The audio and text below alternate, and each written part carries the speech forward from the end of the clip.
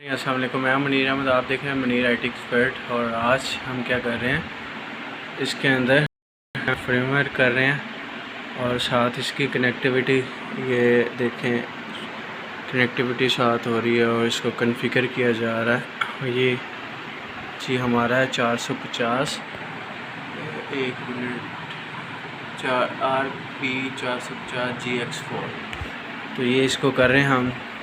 उसके बाद हम कॉन्फ़िगर करके इसकी हम सेटिंग दिखाएंगे। बट सेटिंग जो इस माइक्रोटिक की देखना चाहते हैं तो इस वीडियो को 50 लाइक करें और टारगेट 50 लाइक का। जो ही 50 लाइक हो जाएंगे तो हम ये इसमें जो माइक्रोटिक हमने बनाया है उस माइक्रोटिक का कोई भी आप PTCL का राउटर, किसी भी राउटर में जो PTCL का कोई भी राउटर है उसमें आप माइक्रोटिक्स बना के आप अपने जहाँ भी आप डिश लगाना चाहते हैं तो वहाँ पे अपने यूज़र चला सकते हैं।